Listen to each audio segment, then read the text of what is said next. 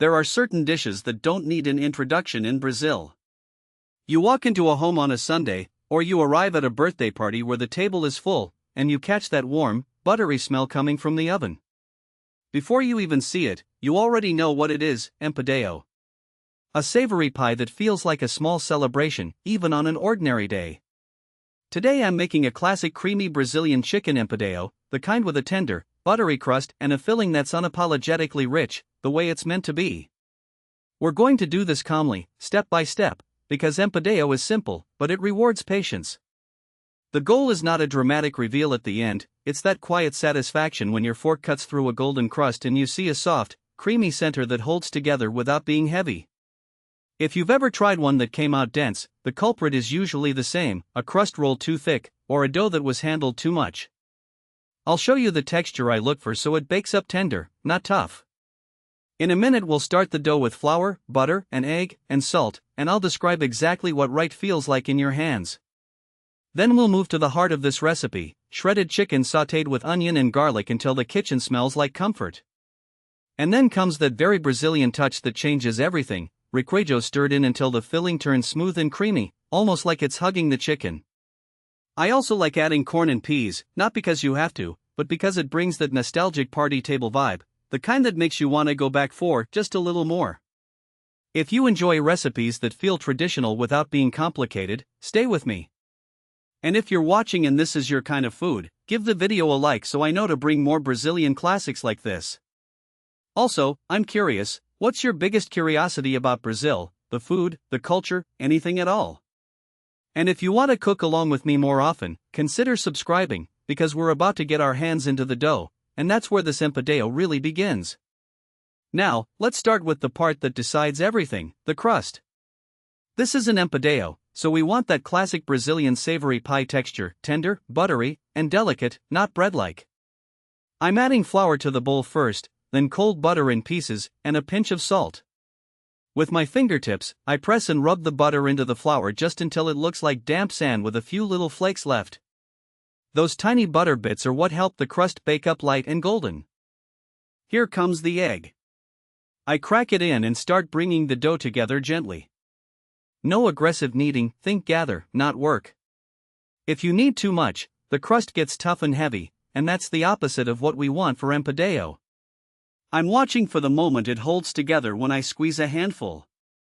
It shouldn't be sticky, but it shouldn't crumble into dust either. If it's too dry, I add just a spoonful of cold water, little by little, until it behaves. While the dough rests, take a second to look at the texture. This is one of those recipes where you can feel when it's right. Smooth, yes, but still soft, like it wants to relax. I wrap it and let it chill, because cold dough is easier to shape and it keeps the butter from melting too early in the oven. If you're enjoying this calm, old-school kind of cooking, give the video a quick like, it really helps. And tell me, when you think of Brazilian comfort food, what dish pops into your head first? Now I'm dusting the counter lightly and rolling out the dough.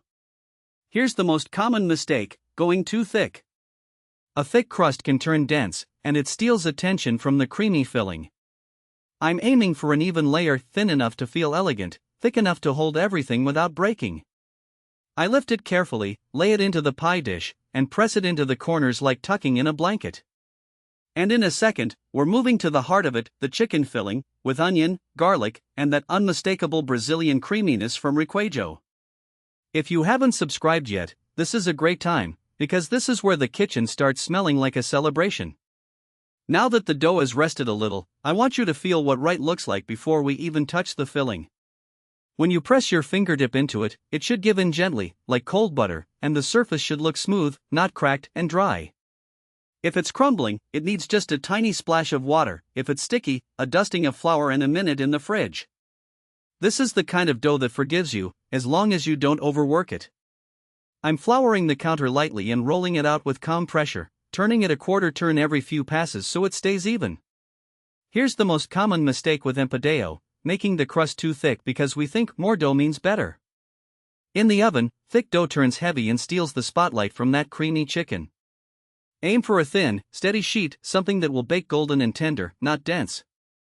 You can almost see the light through it at the edges, and that's perfect. I lift the dough carefully and line the baking dish, letting it fall into the corners without stretching. If you pull it tight, it shrinks later. I like to press it gently into place, then trim the excess with my fingers. That leftover dough is going to become the top, and honestly, the top is where everyone makes their judgment when you bring empadão to the table. Before we move on, let me ask you something: do you prefer your savory pies with more crust, or more filling? I'm always curious, because in Brazil you'll find both camps at the same family party. And if this kind of practical, step-by-step cooking feels good to you, take a second to subscribe so you don't miss the next recipes. Alright, dish lined, dough looking buttery and calm. Now we're going to the stove, because the heart of this empadão is the shredded chicken, and we're about to build the flavor from the bottom up. While the chicken cooks, let's talk about the crust, because this is where empadão can go from tender to heavy if we're not paying attention. The dough should feel soft and calm in your hands, like it wants to come together without a fight. I lightly flour the counter, set the dough down, and instead of pressing hard, I let the rolling pin do the work. Gentle passes, turning the dough as I go, keeping it even. The goal isn't a thick lid. It's a delicate shell that bakes into something buttery and golden, not dense. I'm looking for a thickness that feels confident but not bulky. If you've ever bitten into a savory pie and felt like you were chewing through a biscuit, that's usually the crust rolled too thick. So I pause and check: can I flex the dough slightly without it cracking? Perfect. And if it does crack a little, no stress. This dough is forgiving. You pinch it back together and keep going, because empadão is home food. It's allowed to be human. Now, in the pan, a bit of oil or butter, onion first, and you listen for that soft sizzle. When the onion turns translucent, in goes the garlic, just long enough to perfume the kitchen, not long enough to burn. Then the shredded chicken joins, and you stir until it's warmed through and coated in that onion garlic base.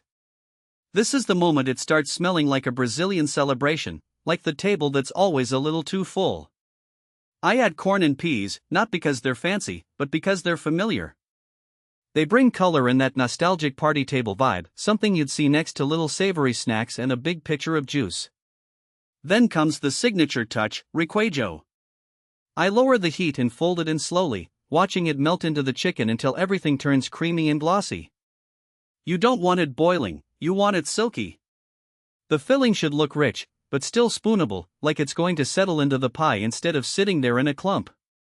If this is the kind of recipe you grew up around, or you're discovering it now, tap like so I know you're with me.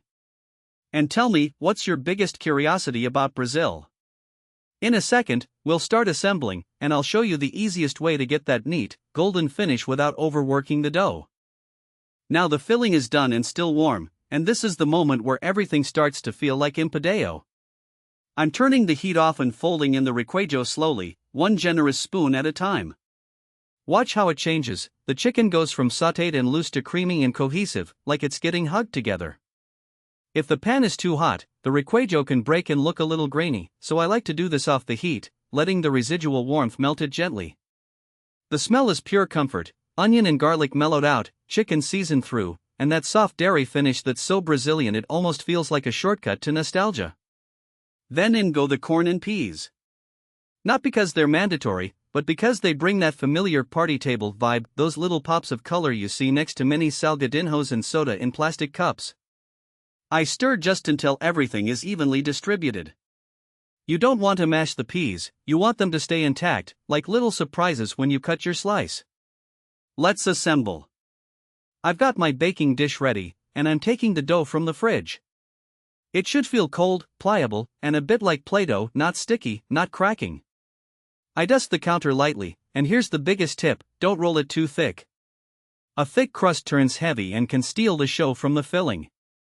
I'm aiming for a thin, even sheety enough to hold the pie, but tender enough to melt when you bite. I line the bottom and sides, pressing it in without stretching. If you stretch dough, it shrinks in the oven, and you end up with uneven edges. Now the filling goes in, and I level it gently, like smoothing a blanket. Just looking at that creamy chicken, I have to ask, are you the kind of person who prefers more requeijo, super creamy, or do you like it just lightly bound? I roll out the top crust, lay it over, and pinch the edges closed with calm, patient fingers. If you're enjoying this kind of traditional Brazilian cooking, give the video a like, and if you want more recipes like this, subscribe so you don't miss the next one. In a second, I'll show you the simple finishing touches before it goes into the oven. Now it's out of the oven, and this is the part one: never rush. You can see the crust, warm, golden, not pale, not overly dark, with that gentle crackle when you tap it with a spoon. And the smell is exactly what you want in a Brazilian kitchen: butter from the dough, the sweetness of sautéed onion, a little garlic in the background, and that comforting, something's baking for the family feeling that fills the whole room. Before we cut, give it a few minutes to settle. If you slice too early, the filling is so creamy it can spill out like a soup. If you wait just a bit, it stays rich, but it holds its shape. I like to run the knife through the top first, slowly, listening for that soft crunch. Then you lift the slice, and there it is, shredded chicken coated in that smooth requeijo, with little pops of corn and peas like confetti. It's not fancy. It's not trying to be modern.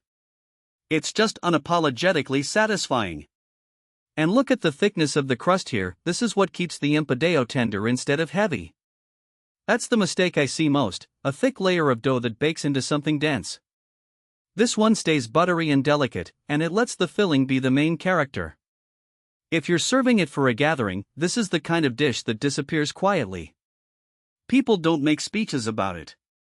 They just go back for a second piece, and then they ask, casually, "So, how did you make it creamy like that?" You already know the answer: requeijo, and patience on the heat so it melts into the chicken instead of separating. If this recipe made you hungry or reminded you of a moment from your own table, leave a like. It helps me keep sharing these traditional Brazilian flavors. And tell me something I'm genuinely curious about: what's your biggest curiosity about Brazil? A dish, an ingredient, a habit at the table, anything. If you want more recipes like this, subscribe and come cook with me again. There's plenty more comfort food where this came from.